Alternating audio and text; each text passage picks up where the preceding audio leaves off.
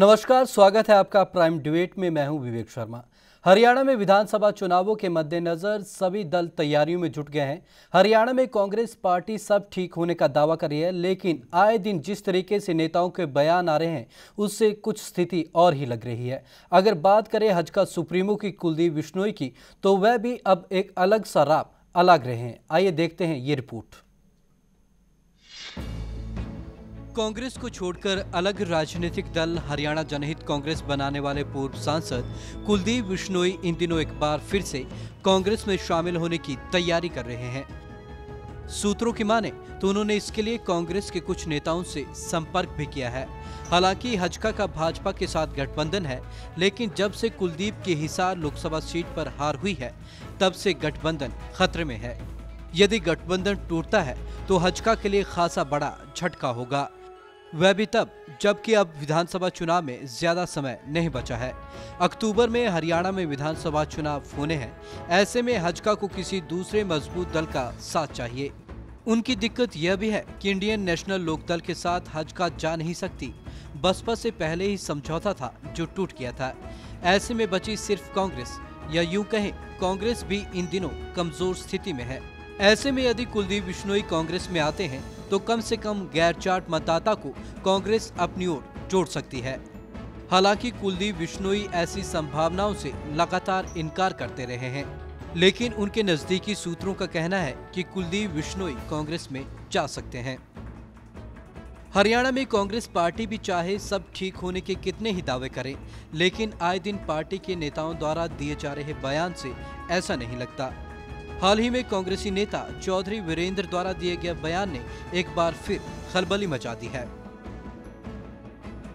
राजनीति के अंदर अगर परिवारवाद के खिलाफ लड़ाई लड़नी है, राजनीति के अंदर अगर अपने नेता को उठा के आगे लेके जाना है, तो राजनीति के जो अपने आप को ठेकेदार मानते हैं, चाहे किसी राजनीतिक दल में हो,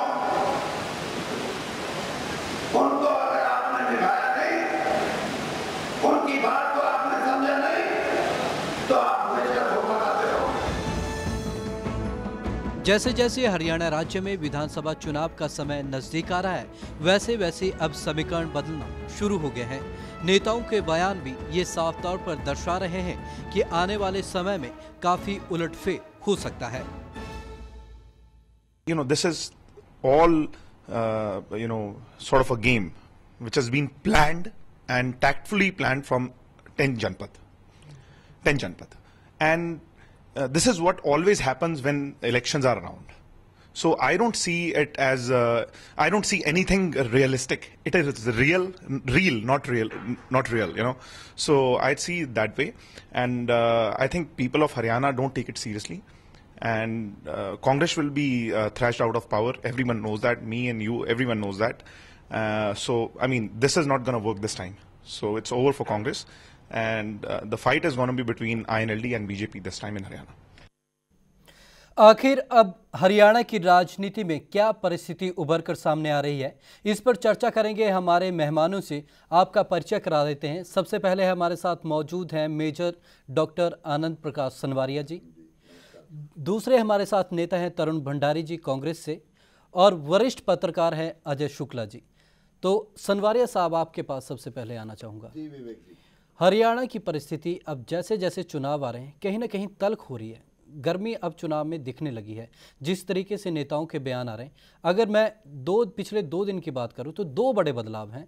हजका सुप्रीमो कुलदीप बिश्नोई के कांग्रेस में आने की बड़ी खबरें हैं, और अगर बात करें तो वीरेंद्र सिंह काफ़ी दिग्गज नेता यहाँ पर माने जाते हैं, तो उनके भाजपा में आने के प्रबल योग बन रहे हैं। तो कहीं ना कहीं बड़ा सवाल है कि राजनीति, हरियाणा की राजनीति में इस बार जो विधानसभा चुनाव है काफ़ी दिलचस्प होने वाला है।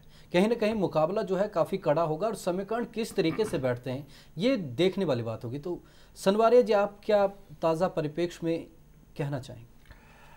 विवेक जी, आपने बिल्कुल सही कहा कि हरियाणा के चुनाव बहुत ही इंटरेस्टिंग हो गए हैं। उतने ही इंटरेस्टिंग हो गए जितने कि लोकसभा के चुनाव इंटरेस्टिंग हुए थे। आपने अभी बताया, वो जिक्र किया कि फलां आदमी, देखिए हमारा बीजेपी का और भाजपा का गठबंधन अभी तक है, उसमें कोई दो राय नहीं है। लेकिन हमारे साथी कुलदीप बिश्नोई जी तो इसको अपनी तरफ से तो तोड़ चुके हैं, क्योंकि वो ऑलरेडी डिक्लेयर कर चुके हैं कि हम 90 सीट पे लड़ेंगे, हम ये करेंगे, सारे बयान हैं। पर हम लोग जब तक कि वो गठबंधन है, अभी तक भी गठबंधन है और हम बहुत ही स्ट्रॉन्ग या पक्की स्थिति में है। और कम से कम देखिए, हमें चाहिए तो 46 प्लस 272 प्लस की तरह 46 प्लस चाहिए। लेकिन मैं जिस तरह का मूड, जिस तरह का माहौल इस वक्त हो रहा है, तो हम लोग करीबन 56 और 58 प्लस के ज़्यादा। तरुण जी, आपके पास आना चाहूँगा। जिस तरीके के इस समय कांग्रेस में एक किस्म की जो हलचल दिख रही है, कहीं ना कहीं ये दिखा रही है मुख्यमंत्री का विरोध हो रहा है, खासकर जो प्रदेशाध्यक्ष हैं उनका विरोध काफ़ी देखने को मिल रहा है। जो गुटबाजी है साफ तौर पर दिख रही है। वीरेंद्र सिंह, कुमारी शैलजा और बात करें किरण चौधरी की, तो काफ़ी एक इस बार उथल पुथल देखी जा रही है सभी नेताओं में। तो लग रहा है आपको कि कहीं ना कहीं ये चुनावों का ही असर है? नहीं, ऐसा है कि कांग्रेस एक बहुत बड़ी पार्टी है। आप किसी भी स्टेट में चले जाओ, हमारे पास हरियाणा में भी इतने बड़े लीडर हैं। आप 7-8 लीडर इस तरह के हैं जो मुख्यमंत्री के दावेदार हैं जी, जिसमें किरण चौधरी जी भी हैं, डॉक्टर अशोक तंवर जी हैं, चौधरी भूपेंद्र सिंह हुड्डा जी भी हैं, और कई ऐसे लीडर हैं जो रणदीप सुरजेवाला जी भी हैं, जो लोग मुख्यमंत्री बन सकते हैं और उनमें कैपेबिलिटी है। अब आप इसको गुटबाजी कह सकते हो, मैं तो ये कहता हूँ कि कांग्रेस एक प्रजातांत्रिक पार्टी है। इसमें हर आदमी अपनी बात रखने का हक रखता है जी। और जहाँ तक आगे चुनाव की बात है, जितनी पार्टियां हरियाणा में बनी हैं अब, और जिस तरह का चौधरी भूपेंद्र सिंह हुड्डा जी ने कार्य किया है, जितने विकास के कार्य हरियाणा में हुए हैं, आप गुजरात मॉडल से इसका कंपैरिजन कर लो या किसी और स्टेट से भी आप कंपैरिजन कर लो, इतने ऐतिहासिक काम आज तक नहीं किसी स्टेट में हुए। और जितनी ज़्यादा पार्टियां होंगी, आप इतिहास गवाह इस चीज़ का, जितनी ज़्यादा पार्टियां होती हैं उतना कांग्रेस को हमेशा लाभ मिला है जी। और अब बीजेपी जो कह रहे हैं कि ये 46 प्लस की बात कर रहे हैं, मैं आपको ये बताना चाहता हूँ कि 90 विधानसभा क्षेत्र है। आज तक बीजेपी के पास 90 विधानसभा क्षेत्र में अपने कैंडिडेट ही नहीं है। लेकिन तरुण जी, एक बात तो मानिए कि लोकसभा चुनाव में जिस तरीके से भाजपा ने यहाँ पर प्रदर्शन किया है, तो कहीं ना कहीं कांग्रेस के लिए चिंता का विषय तो जरूर है। आप लोकसभा के चुनाव नरेंद्र मोदी जी के नाम से लड़ेंगे और पूरे, आप हरियाणा की बात ना करें, आप पूरे नॉर्थ इंडिया और पूरे हिंदुस्तान में देखें, कई कांग्रेस से ऐसे हैं जिन्होंने नरेंद्र मोदी जी के नाम पे वोट डाला। लोकसभा और विधानसभा का चुनाव बड़ा डिफरेंट होता है। विधानसभा के चुनाव में जब लोकल आदमी चुनाव लड़ने आता है तो लोकल आदमी की खुद की भी वोट 5, 10, 15 हजार वोट होती है, जो कि पार्टी के साथ अटैच होती है। मैं तो वो कहता हूं कि कांग्रेस के पास 90 कॉन्स्टिट्यूंसीज में 5-5, 6 लोग हैं जिनमें से चुन के हम 90 आदमी ला सकते हैं। बीजेपी, आप INLD की बात कर ले, कितने शहरी क्षेत्र है उनमें उनके पास कैंडिडेट नहीं है, उनकी आप परफॉर्मेंस भी देख लें। और दूसरी बात बीजेपी के पास 90 क्षेत्रों में अपने आदमी नहीं है। और जब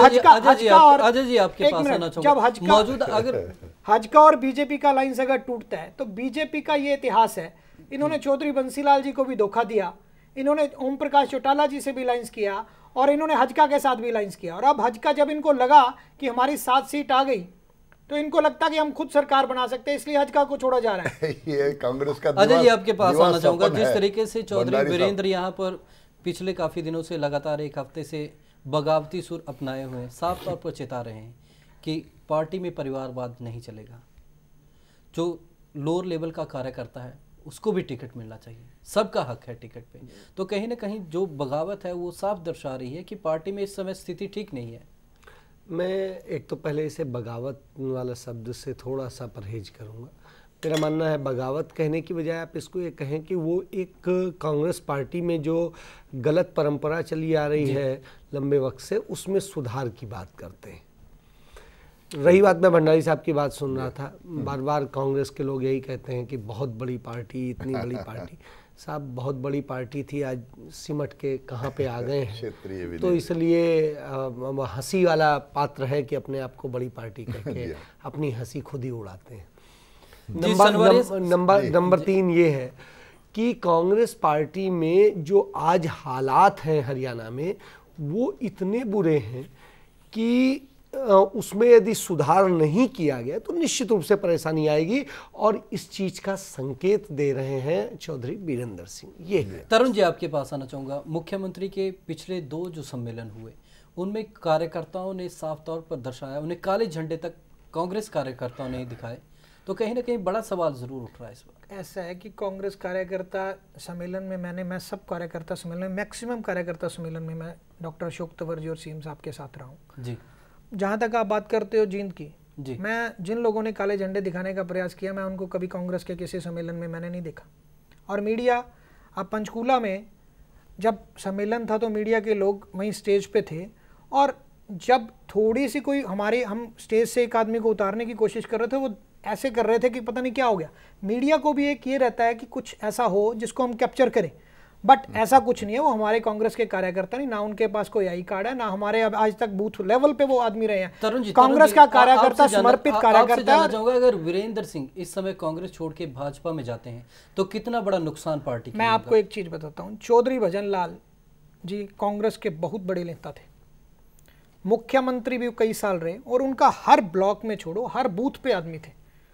और जब उन्होंने भी एक पार्टी अपनी बनाई जिसका नाम हजका था जी, और हजका बनने के बाद उनको ये था कि हमारे कई एमएलए हमारे बनेंगे, और उनके 6 एमएलए बन के आए। और आज उस पार्टी की स्थिति देखो, पार्टी कांग्रेस से बाहर जाके अपनी पार्टी बना के रखना बड़ा मुश्किल काम है, ये हर आदमी को पता है। चौधरी भजनलाल जी जितने बड़े नेता थे उतना कद का नेता भी कोई भी नहीं है वहाँ पे, और पार्टी सर्वाइव करना बड़ा मुश्किल काम है। और कांग्रेस एक बहुत बड़ी पार्टी है। शुक्ला जी मेरे बहुत बड़े आदरणीय बड़े भाई हैं। ये राजनीति में कभी हार होती है, कभी जीत होती है। जब ये 2 से 300 पे पहुंच सकते हैं, हमारा तो इतिहास है कि 10 साल बाद 1977 में भी ये टाइम आया था, तब इससे ज्यादा सीट हमने लूज करी थी। तब हम 400-450 पे थे, हम 125-150 पे आ गए थे। चलिए, और नहीं एक मिनट मेरी बात कंप्लीट। और उसके बाद 89 में भी ये टाइम आया, फिर वाजपेयी जी के टाइम में, और दोबारा बाउंस बैक करने की कांग्रेस में पूरी क्षमता है। आप ये ना सोचे कि सीटों के आंकलन से ये सिस्टम बन जाएगा। कांग्रेस वाकई बहुत बड़ी पार्टी है। आज भी आप देखिए, यूपी में हमारी 20 साल से सरकार नहीं बनी, 20-25 साल से। आज भी जब टिकट वितरण का टाइम आता तो वहां 10-10 लोग लाइन में लग के, मजबूत लोग, वोट चाहे हमें नाम उन लोगों को मिले, पर 10-10, 15-15 हजार वोट ले। सनवारिया साहब, आपके पास आना चाहूँगा। अगर इस समय हजका सुप्रीमो कुलदीप बिश्नोई भाजपा से गठबंधन तोड़कर कांग्रेस में जाते हैं तो कितना झटका होगा भाजपा के लिए? विवेक जी, सबसे पहले तो मैं तरुण भंडारी जी के कॉन्फिडेंस की दाद देता हूं कि एक नेशनल पार्टी क्षेत्रीय पार्टी से छोटी होकर के भी वो अपने आप को अभी तक हिम्मत कर रहे हैं कि हम कुछ ना कुछ कर पाएंगे। और इन्होंने कहा कि बीजेपी को तो 90 आदमी की सीट कैंडिडेट भी नहीं मिल पा रहे हैं। मैं तो कह रहा हूँ जिस तरह से इनके लीडर हमें बीजेपी में ज्वाइन कर रहे हैं, जैसे आपने आज 4-5 नाम अभी गिनाए, तो थोड़े दिन में मुझे लगता है कि इनको तो सीट पे खड़े करने के लिए भी नहीं रहेगा। अब बात यह है कि अगर वो हजका का प्रधान जी अगर छोड़ के कांग्रेस में जाते हैं तो मुझे तो लगता है कि कांग्रेस का और भी ज़्यादा नुकसान होगा। और हमें तो इस वक्त जनता चाहती है एक ऐसी गवर्नमेंट जो परफॉर्म कर सके।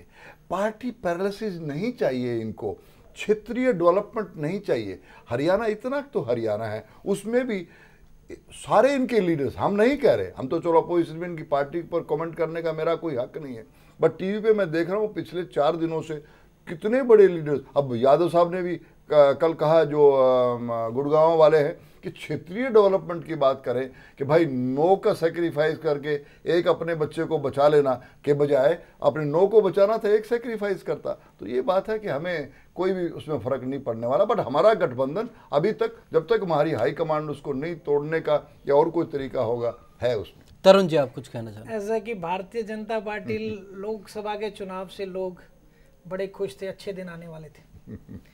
वो अच्छे दिन अब लेंस लगा के लोग ढूंढ रहे हैं कि वो अच्छे दिन गए कहाँ। इतिहास हुआ है कि लालू प्रसाद यादव जी से लेके रेलवे में 15% का कभी भी इतनी बढ़ोतरी नहीं हुई। और इन्होंने एक और परंपरा, जब कांग्रेस ये बढ़ाती थी तो नरेंद्र मोदी जी मनमोहन सिंह जी को लेटर लिखते थे पत्र लिख के ये मांग करते थे कि इसको कम किया जाए। शायद महंगाई इनको दो पता मुद्दों, नहीं है। एक मिनट तरुण जी, महंगाई के मुद्दे पे ये सरकार बनी। तरुण जी, और भाजपा एक महीने में इन्होंने तरुण जी बात सुनिए, भाजपा का क्या तर्क है महंगाई पे? भाजपा का कहना है कि अंतरिम बजट यूपीए सरकार ने दिया था तो उन्हें मजबूरी में लागू करना पड़ रहा है। इसका मतलब ये है कि जो हम करके गए हैं वो ये आगे बढ़ाएंगे, तो इनकी गवर्नमेंट का मतलब ही क्या था? अगर इनको हमारे काम ही इतने अच्छे लगते थे, लोगों ने हमारे खिलाफ वोट देके इनकी गवर्नमेंट बनाई है, और नरेंद्र मोदी जी हर स्टेज से कहते थे कि आप अच्छे दिन आने वाले हैं। अच्छे दिन 5.2% से महंगाई 6.2% आगे और तोहफा देने जा रहे हैं। चीनी में भी कल रामविलास पासवान जी का बयान है कि चीनी बढ़ेगी 3 रुपए। आप पेट्रोल में भी ये बढ़ रही है, डीजल में। आप मेरे को बताइए, एक महीने के अंदर 10 साल महंगाई पे काबू नहीं पाया पिछले 10 साल। जब क्रिकेट मैच चल रहा होता है ना, बाहर बैठ के आदमी ये कहता है कि सचिन तेंदुलकर ने अगर ये शॉट मारा होता तो ठीक है, जब अंदर जाके पिच पे खुद खड़ा होना पड़ता तब जाके पता चलता क्या हालात हैं। आज मोदी जी जो मनमोहन सिंह जी को मौन कहते थे, एक भी बयान नहीं आ रहा उनके के, और पूरे हिंदुस्तान में हाहाकार मची हुई है। एक बार भी आके मीडिया में आके बयान दे, सरदार मनमोहन सिंह जी को मौन कहते थे ये लोग, और आज जनता ठगा हुआ महसूस कर रही है। और विधानसभा के चुनाव आज मुंबई में भी इन्होंने लोकल ट्रेन के भी प्राइस बढ़ाए और आज इन्होंने कम किए। चलिए अजय जी, आपके पास आना चाहूंगा। अगर राजनीतिक समीकरण जिस तरीके से यहाँ पर बदल रहे हैं, कहीं ना कहीं दिखा रहे हैं कि आजकल राजनीति में स्थिरता भी नहीं रह गई है। जहां आपको पाला सही लगता है, आप पाला बदलने के लिए एकदम तैयार हो जाते हैं। आप देख रहे हैं कि अब कंडीशन आपके फेवर में नहीं है। हज का सुप्रीमो कुलदीप कांग्रेस में जाने को उतावले हैं। वीरेंद्र सिंह कांग्रेस के इतने दिग्गज नेता हैं, विरोध काफ़ी कर रहे हैं, और कांग्रेस नेताओं से पिछले कुछ 2-4 दिनों में वो मिले भी हैं, मुलाकात भी की है उन्होंने। तो कहीं ना कहीं सवाल उठ रहा है कि इतना राजनीति में अस्थिरता भी काफ़ी आ गई। नहीं, मुझे लगता है जानते हैं वीरेंद्र सिंह के जो बोल हैं उनको आप या गलत अर्थों में लिया जा रहा है। मुझे नहीं लगता है ऐसा कि हो सकता है, चूँकि बड़े नेता हैं तो बीजेपी के भी तमाम सारे नेताओं से उनके संपर्क होंगे, और होते हैं, वो व्यक्तिगत भी होते हैं, कई बार मुलाकात कई कारणों से होती है। तो ये है, और वो सदैव से तमाम चीज़ों को क्रिटिसाइज करते रहे, खुल के करते रहे। मैंने खुद जब रिपोर्टिंग की है उस वक्त में मैंने देखा है कि वो खुल के बोलते रहे मुख्यमंत्री के भी खिलाफ और तमाम कामियों। तो इसको इस दृष्टिकोण से देखा जाना कि वो कहीं जा रहे हैं या नहीं जा रहे हैं, अभी कहना मुझे लगता है बड़ी जल्दबाजी हो जाएगी, नंबर 1। नंबर 2, हरियाणा की राजनीति में जो आज बदलाव आए हैं उसके बहुत सारे कारण हैं। कांग्रेस की स्थिति खराब है, इसमें कोई दो राय नहीं। मैं इसलिए नहीं कह रहा हूँ कि राष्ट्रीय परिदृश्य में वो स्थितियाँ हैं। तमाम सारे जो आरोप कांग्रेस के लीडर्स लगाते हैं, जैसे कुमारी शैलजा लगाती हैं या दूसरे लगाते हैं, वो कहीं ना कहीं बिल्कुल सही है। विकास सिर्फ एक इलाके में हुआ है, एक जगह हुआ है। यदि गुजरात मॉडल से आप कंपेयर करने की बात करते हैं तो निश्चित रूप से वो एक इलाके की बात होती है। यदि पूरे उसकी आप बात करेंगे हरियाणा के परिप्रेक्ष्य में तो मुझे नहीं लगता कि बहुत है। क्योंकि मैं एक छोटा सा उदाहरण देता हूँ। मैं यहाँ से हिसार के लिए चलता हूँ, आप अंबाला के आगे बढ़िए, उसके बाद में सारा रोड पे चलते रीढ़ की मुझे तो प्रॉब्लम हो गई। मैं एक छोटी सी बात बता रहा हूँ। तो इस तरह से तमाम जगह हालात है, ऐसा नहीं। लेकिन ये भी नहीं कह सकते कि काम नहीं हुआ है। जो तो सरकार है तो वो काम करने के लिए ही है। लेकिन तरुण जी, आपके पास आना चाहूँगा। जिस तरीके की हम बात कर रहे हैं, अगर हज का सुप्रीमो कांग्रेस में आते हैं तो कहीं ना कहीं जो कांग्रेस कार्यकर्ता उनके खिलाफ लड़ाई लड़ते रहे हैं लंबे समय से, तो कहीं ना कहीं कार्यकर्ताओं पर असर तो ज़रूर पड़ेगा इस चीज़ का। कोई भी आदमी दल बदल के किसी भी पार्टी में जाता है तो जो काफ़ी देर से लोग संघर्ष कर रहे होते हैं उनके साथ नाइंसाफ़ी तो होती है, चाहे वो बीजेपी हो, चाहे INLD हो, चाहे कांग्रेस हो। मैं शुक्ला जी की एक बात से बताना चाहता हूं कि इन्होंने कहा कि एक ही एरिया में काम हुआ है। आप सिरसा चौधरी ओम प्रकाश चौटाला जी का गढ़ माना जाता है और उनका एरिया माना जाता है। आप डबवाली से चलें, डबल रोड है, और हिसार छोड़े रोहतक और दिल्ली तक चले जाएं, वो रोड पे एक भी टोल नहीं आपको मिलेगा। वही पंजाब 7 के क्षेत्र में आप जाओ, यहाँ से जलंधर जाने के लिए आपको 3 टोल लगते हैं और सिंगल रोड है। शुक्ला जी वहाँ गए भी होंगे। आप हरियाणा, पंजाब 7 की स्टेट है, उनके साथ कंपैरिजन करके देखें। ये नहीं है चौधरी देवीलाल यूनिवर्सिटी जो कि सिरसा में है, और चौधरी भूपिंदर सिंह हुड्डा जी के बिल्कुल खिलाफ उन्होंने चुनाव भी लड़ा, उनके नाम से वो यूनिवर्सिटी है। आप देखिए वो 2 कमरों में यूनिवर्सिटी थी वो सिरसा में, और वहाँ हजारों करोड़ रुपए का बजट देके वो आज यूनिवर्सिटी कितनी बड़ी कर दी। आप ये नहीं कह सकते, ये बात जरूर मीडिया में उठी है कि एक ही एरिया के काम हुए हैं। आप नारायणगढ़ एक छोटा सा एरिया है जहाँ रामकिशन जी गुर्जर हमारे MLA हैं। आज मेरी वहाँ बात हो रही थी किसी से, वो कहते 3000 युवकों को वहाँ पिछले 5 साल में नौकरी मिली है। और ये बात आप नहीं कह सकते क्योंकि ये हमारे बड़े लीडर्स ने कुछ ने बात फैलाई और ये मीडिया में बहुत फैल चुकी है। आप हर पंचकूला में जाएं, कितना विकास हुआ है। आप पंचकूला से लेके आप कहीं भी रेवाड़ी में कितने विश्वविद्यालय बने हर क्षेत्र में। आप ये नहीं कह सकते एक क्षेत्र का काम हुआ। जिस तरीके से बीजेपी बड़े नेताओं के कुछ के बयान आए हैं कि जिस तरीके से हज का सुप्रीमो कुलदीप बिश्नोई लगातार अपने प्रत्याशी घोषित कर रहे हैं और चुनाव में जाने की कोशिश कर रहे हैं, कहीं ना कहीं वो गठबंधन धर्म को भूल गए हैं। तो आपको क्या लगता है कि क्या गठबंधन धर्म बना रहेगा या टूट सकता है? देखिए साहब, मैं भविष्य वक्ता तो हूँ नहीं, यथार्थ के धरातल पे खड़ा होकर के बात करता हूँ।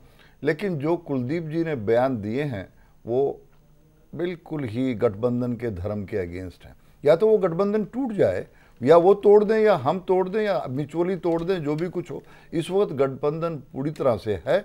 और जो बयान उनके आए हैं, अभी मेरे साथी तरुण जी ने कहा कि जी वो तो कांग्रेस को उधर जाने से, ऐसा होने से, कहने का मतलब है अगर वो गठबंधन छोड़ना चाहते हैं तो कोई किसी को जबरदस्ती पकड़ के नहीं रखता इस मुताबिक से। पर जो बयान आए हैं वो बहुत ही दुर्भाग्यपूर्ण है और उनके वो ऐसा नहीं होना चाहिए। तरुण जी, आप कुछ कहना चाहते हैं? मैं एक चीज़ बताना चाहता हूँ कि भारतीय जनता पार्टी अब आज हज का मैं फेवर नहीं कर रहा, हज का अलायंस ये नहीं तोड़ना चाहती। आप देखिए, उनको करनाल सीट दी गई थी और हिसार सीट दी गई थी जी। इनके हाई कमान के प्रेशर के कारण उनको करनाल सीट, जो उनकी सेफ सीट थी, वो छोड़ के इनको सिरसा ऐसी सीट दी गई। अगर आज वो करनाल जीतते तो ये उनके साथ गठबंधन रखते। गठबंधन हमेशा ही, चौधरी बंसी लाल जी ने जितना काम बीजेपी वालों का किया, तब रामविलास शर्मा जी एजुकेशन मिनिस्टर थे, गणेशी लाल जी थे, इनका इतना काम किया, इन्होंने तब भी उनको धोखा दिया। चौधरी ओम प्रकाश चौटाला जी को छोड़ने का काम भारतीय जनता पार्टी ने किया। अब हज का एक पार्टी रह गई थी जिसको ये छोड़ने का काम कर रहे हैं। ओवर कॉन्फिडेंट हो चुके हैं और लोकसभा और विधानसभा के चुनाव बड़े डिफरेंट होते हैं और इनको पता चलेगा। आपके पास आना चाहूंगा, जिस तरीके से कुलदीप बिश्नोई यहाँ पर चुनाव हारे हैं, कहीं ना कहीं बड़ा सवाल जरूर उठता है कि एक गठबंधन धर्म को आप आगे लेकर चल रहे हैं, लेकिन आप खुद लोकसभा चुनाव वहां पर हार गए, तो कहीं ना कहीं आपकी क्रेडिबिलिटी पे बड़ा सवाल यहाँ उठता है। आप एक और चीज़ जान लीजिए, मैं तरुण जी हैं साथ में ऐड करना चाहूँगा। एक आरोप लगा इन पर, कुलदीप पर, कि उन्होंने वहाँ जीतने के लिए कांग्रेस से हाथ मिलाया कहीं जी, और इसके तमाम सारे प्रमाण भी मौजूद हैं। तो ये सारी चीज़ें हैं कहीं ना कहीं। देखो, वो उसमें कोई मैं बुराई नहीं मानता हूँ, उनके पिताजी कांग्रेसी रहे, वो जन्मजात कांग्रेसी हैं, बीच में आकर के तमाम मतभेदों के कारण अलग हुए और ये है। तो कहीं ना कहीं कांग्रेस के प्रति उनका जो झुकाव है और जो सोच है वो कहीं ना कहीं ज़्यादा होगी दूसरी जो विपक्षी पार्टियां नहीं हैं उनकी अपेक्षा। और रही बात कुलदीप का, जो आज कद है वो बहुत गिर गया है इस हार के बाद में। जिस बच्चे ने उन्हें हराया है वो एक बड़ा मायने रखता है, और उस स्थिति में रखता है कि जब उस परिवार के ऊपर तमाम सारी विपत्तियां आई हुई हैं, ऐसी स्थिति में। तरुण जी, आपसे संक्षेप में जानना चाहूंगा, परिस्थिति पर आप क्या कहेंगे? गठबंधन धर्म निभाना चाहिए। इस लोकसभा चुनाव में एक हरियाणा में एक और बात हुई है कि जो प्रकाश सिंह बादल इनके एनडीए के संयोजक थे जी, उन्होंने आके इनके गठबंधन के खिलाफ प्रचार किया जी। और मैं ये बताना, मैं बीजेपी की बात कर रहा हूं कि इनको गठबंधन नहीं निभाना आता। सनवारिया जी, आप क्या कहना चाहिए? और इस बात के लिए बादल साहब हर जगह के प्रचार उन्होंने इनके अगेंस्ट किया तो इन रोक नहीं पाए। कुलदीप बिश्नोई के खिलाफ आके हिसार में उन्होंने प्रचार किया, तो इन्होंने क्या गठबंधन धर्म तो पहले नहीं निभाया। तरुण जी और ये कांग्रेसी बेचारे अपनी हार अभी तक नहीं पचा अरे हम पा तो रहे। हरियाणा ये में गठबंधन जीते हैं, हमें तो कोई- गठबंधन की बात कर रहे हैं। ये तो बगैर गठबंधन भी लोगों की हम तो CBI कभी इंक्वायरी गठबंधन रोक नहीं करते, देते हैं। हमें किसी की ये- बैसाखी की इनको जरूरत तो नहीं अपनी होती कुर्सी आपको। चाहिए। सेंट्रल में यूपीए में इन्होंने मायावती को बचाया। नहीं, अब आप किसको बचा रहे हो? आप किसको बचाओगे ये देखना। आप बाबा रामदेव को भी बचाओगे, आप आसाराम को भी बचाओगे। ये 10 सीट से भी ज्यादा अगर ले जाए तो हम मान लेंगे ये डिबेट फिर रखेंगे हम यहाँ पे। ये 10 सीट ये आप ले 10 जाएंगे। कैंडिडेट, आप कांग्रेस के अलावा आप 10 कैंडिडेट खड़े कर दोगे तो हम मान लेंगे। क्या बात कर रहे हो आप? दिवा सपन में रह रहे हैं आप जीतने की बात चलिए, तो तमाम दूर की करो। मेहमानों का हमारी चर्चा में जुड़ने के लिए आपका बहुत बहुत धन्यवाद। तो आज के प्राइम डिबेट में बस इतना ही। विवेक शर्मा को दीजिए इजाजत। नमस्कार। खबरों की दुनिया में आइए, हमारे साथ कहीं भी और कभी भी जुड़िए। हम मिलेंगे फेसबुक पर, हम दिखेंगे यूट्यूब पर, हमें फॉलो कीजिए ट्विटर पर। खबरों के साथ बने रहिए रात दिन।